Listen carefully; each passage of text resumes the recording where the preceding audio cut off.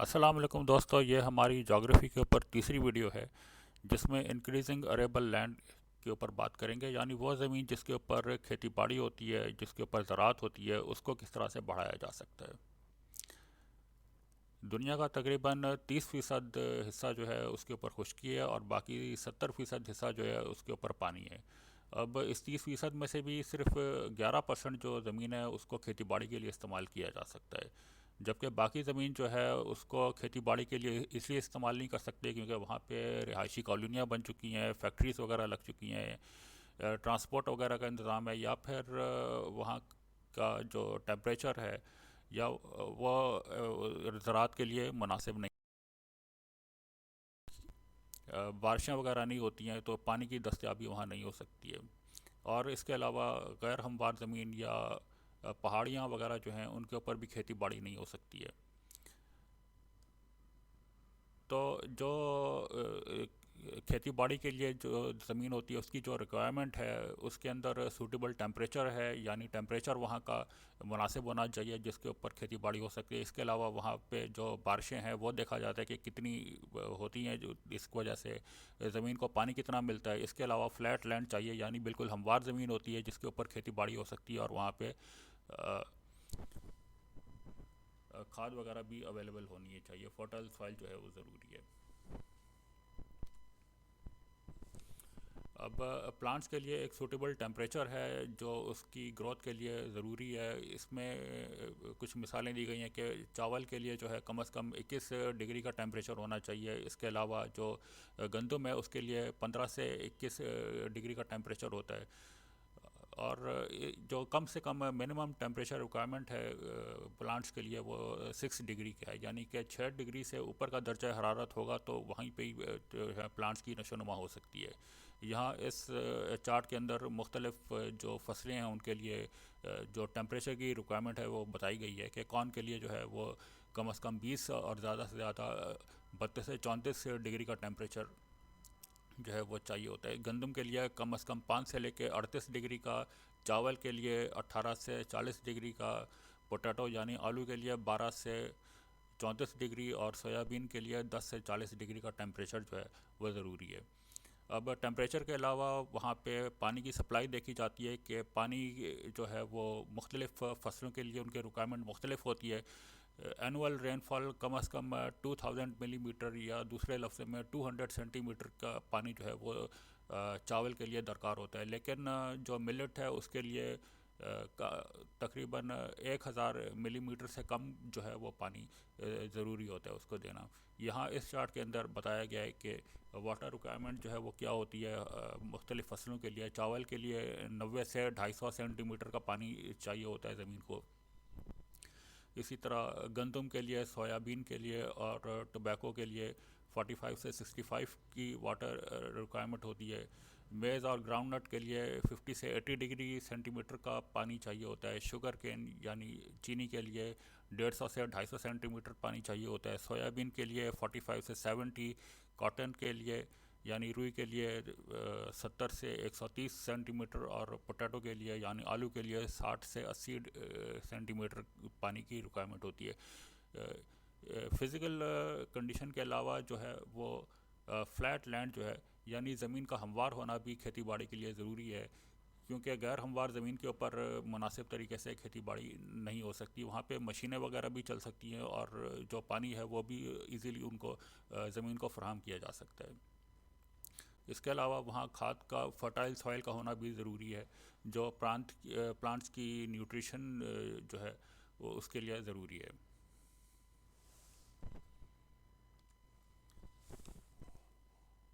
اب increasing اریبل land, اس کو زمین کی جو زراعت کے لیے زمین استعمال ہوتی ہے اس کو بڑھانا کیوں ضروری ہے، یہ بتایا گیا ہے کہ انکریزنگ پاپولیشن یعنی کہ آبادی میں اضافہ ہو رہا ہے، تو اس وجہ سے جو خوراک کی دستیابی ہے اس کے لیے کھیتی باڑی کے لیے جو ہے وہ زیادہ زمین کی اب ضرورت پڑ رہی ہے۔ اس چارٹ میں دکھایا گیا ہے کہ آبادی کس طرح سے بڑھ رہی ہے، لیکن جو اریبل لینڈ یعنی زراعت کے لیے جو زمین ہے اس کی جو اس کا جو رقبہ ہے وہ اس کے ساتھ ساتھ کم ہو رہا ہے۔ تو یہ نائجر اور نائجیریا میں پاپولیشن گروتھ جو ہے وہ کافی زیادہ ہے. انفیکٹ تقریباً 75% آف دا ورلڈ پاپولیشن جو ہے وہ ترقی پذیر ممالک کے اندر رہتی ہے، لیکن ان ممالک کے پاس جو ہے صرف 55% جو زمین ہے وہ زراعت کے لیے دستیاب ہے.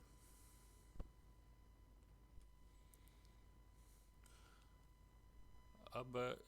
اس میں جو ایک اور مسئلہ ہے وہ یہ ہے کہ لاس آف ایگزسٹنگ اریبل لینڈ، یعنی کہ جو زراعت کے لیے زمین استعمال ہو رہی ہے اس میں بھی اب کمی ہوتی چلی جا رہی ہے. اب یونائٹڈ نیشن نے یہ ایسٹیمیٹ کیا ہے کہ 2000 کے بعد سے جو ہے وہ تقریباً 3 لاکھ ایکڑ پر ایئر کے حساب سے وہ زمین جو زراعت کے لیے استعمال ہو رہی ہے وہ کم ہوتی چلی جا رہی ہے.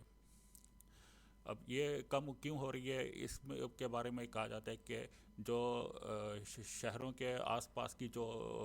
زمینیں جہاں پہ کھیتی باڑی پہلے ہوتی تھی، وہ جب ان کا حجم شہروں کا بڑھتا ہے تو وہ زمینیں جو پہلے کھیتی باڑی کے لیے استعمال ہوتی تھیں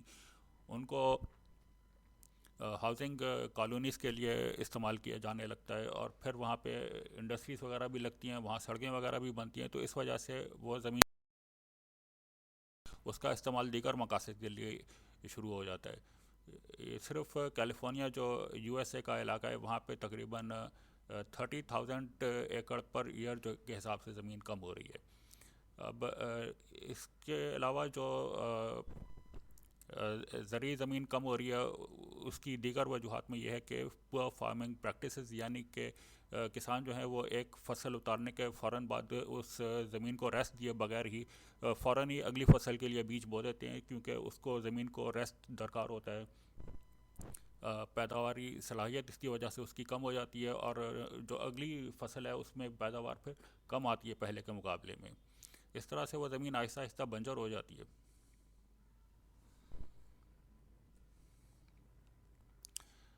اب مور اریبل لینڈ، یعنی کہ جو پیداوار زمین جس کے اوپر کھیتی باڑی ہوتی ہے اس کو کس طرح سے بڑھانے کی کوششیں ہو رہی ہیں. اس کے لیے یہ ہے کہ جنگلات جو ہیں وہ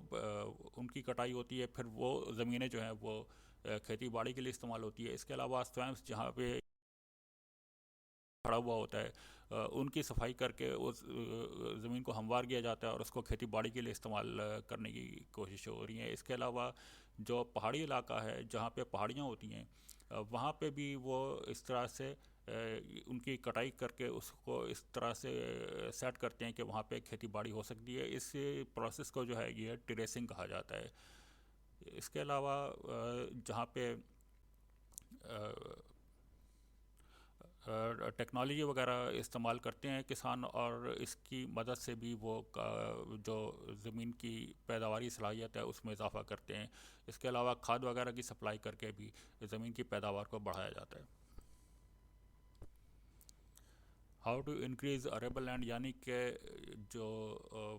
زمین ہے اس کی پیداواری صلاحیت کو کس طرح سے بڑھایا جائے. اس کے بارے میں اریگیشن ہوتی ہے، یعنی کہ وہ جہاں پہ پانی کی دستیابی اس انداز سے قدرتی طریقے سے نہیں ہوتی ہے وہاں پہ پھر مصنوعی طریقوں سے پانی کی سپلائی کی جاتی ہے. اب صرف پاکستان کے اندر ہی 375 ملی میٹر سے کم کی بارشیں ہوتی ہیں، تو یہاں پہ بھی یہ مصنوعی طریقے سے جو ہے زمینوں کو پانی کی سپلائی کر کے پیداوار میں بڑھایا جا سکتا ہے.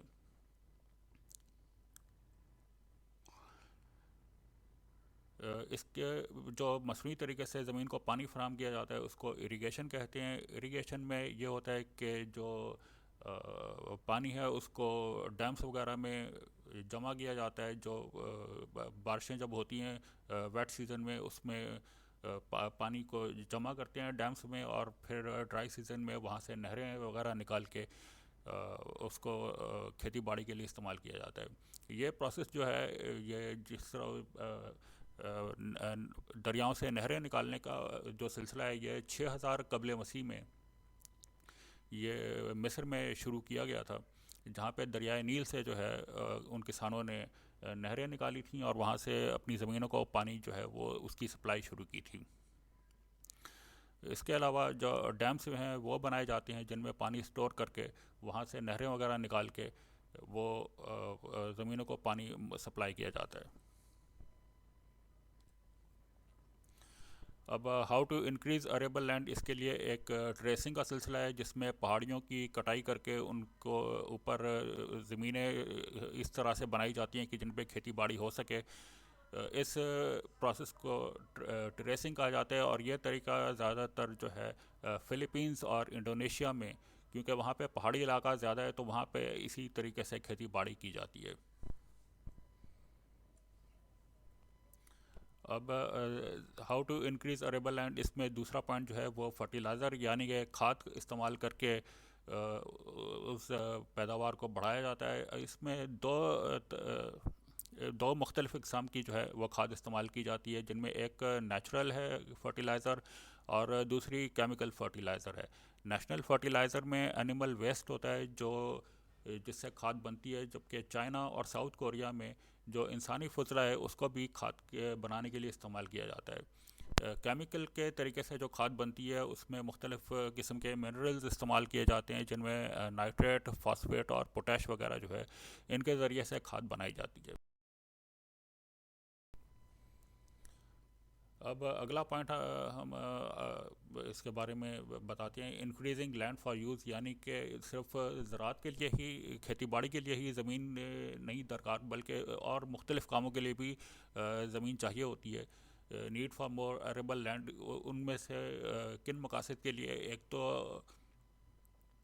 جب آبادی بڑھتی ہے تو اس کے لیے پھر رہائشی کالونیز کے لیے، انڈسٹریز کے لیے، ٹرانسپورٹ کے لیے اور مختلف قسم کی فیسلٹیز، آفس بلڈنگس اور روڈز وغیرہ کے لیے زمین کی ضرورت پڑتی ہے. تو اس کے علاوہ جب انکریزنگ ویلتھ یعنی کہ پیسہ زیادہ آتا ہے تو اس کے بعد ان لوگوں کی سوئمنگ پولز اور پاس کے لیے بھی ڈیمانڈ ہوتی ہے، تو اس کے لیے بھی پھر زیادہ زمین کی ضرورت پڑتی ہے. اس کے لیے پھر جب زمین کی زیادہ ضرورت پڑتی ہے تو ریکلیمنگ لینڈ، یعنی کہ وہ زمین جو ابھی کسی استعمال میں نہیں ہے اس کو استعمال میں لانے کی کوشش. ایک جو ہلز وغیرہ، جہاں پہ پہاڑیاں ہیں، جہاں پہ صحرا وغیرہ ہوتی ہیں، جہاں جنگلات ہیں اور جہاں پہ سویمپس یعنی کہ زمینوں پہ پانی کھڑا ہوا ہوتا ہے اور وہ ابھی کسی استعمال میں نہیں ہوتی، ان کے اوپر سے پھر پانی نکال کے ان زمینوں کو استعمال کے قابل بنانے کی کوششیں ہوتی ہیں. اس کے علاوہ جو زمینیں جن پہ یعنی کہ پور فارمنگ پریکٹسز کی وجہ سے وہ زمینیں بنجر ہو چکی ہوتی ہیں، ان کو بھی پھر استعمال کے قابل بنانے کی کوششیں ہوتی ہیں. اس کے علاوہ جو مائننگس وغیرہ ہوتی ہیں جہاں سے مطلب منرلس وغیرہ نکال لیے جاتے ہیں، ان کی شکل ایسی ہو جاتی ہے وہ زمینیں بھی کسی استعمال میں نہیں رہتی، تو ان کی کو بھی پھر استعمال کے قابل بنانے کی کوششیں جو ہیں مختلف طریقوں سے ہوتی ہیں. اس کے علاوہ کریٹنگ نیو لینڈ، یعنی کہ جو سمندروں کے آس پاس کا جو ساحلی علاقہ ہوتا ہے اس کے اوپر بھی پھر ماڈرن ٹیکنالوجیز کے ذریعے اس پانی کو آگے بڑھایا جاتا ہے، اور وہاں ان ساحلی علاقوں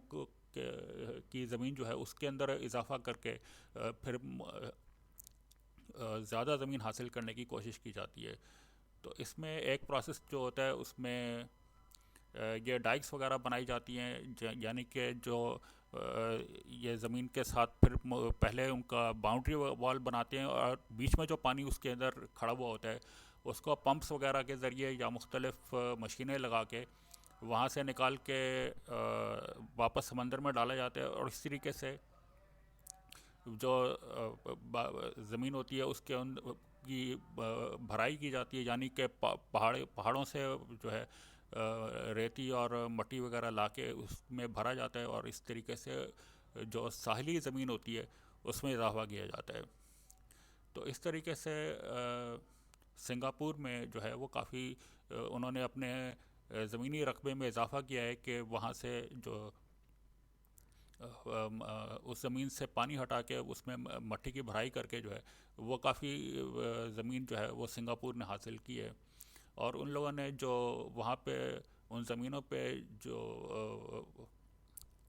ان کو نام دیا ہے، ان کو مرینا بے کا نام دیا گیا ہے. اس سلسلے میں جو اور زمین حاصل کی گئی ہے اس میں مرینا ساؤتھ، مرینا سینٹر اور مرینا ایسٹ کے علاقے جو ہیں وہ سنگاپور نے اسی طرح سے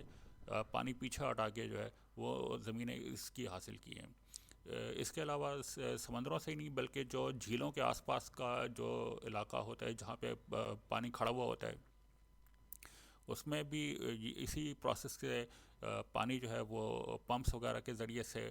جھیلوں میں چھوڑا جاتا ہے، اور جو ان کے آس پاس کی زمین جو پہلے کسی استعمال میں نہیں ہوتی اس کو پھر استعمال میں لایا جاتا ہے. اس کو امپولڈرنگ کہتے ہیں. یہاں پہ یہ ٹاپک جو ہے یہ ختم کر رہے ہیں. اس کے بارے میں اگر کوئی بات آپ کو سمجھ میں نہیں آئی ہے تو کمنٹ سیکشن میں پوچھ سکتے ہیں.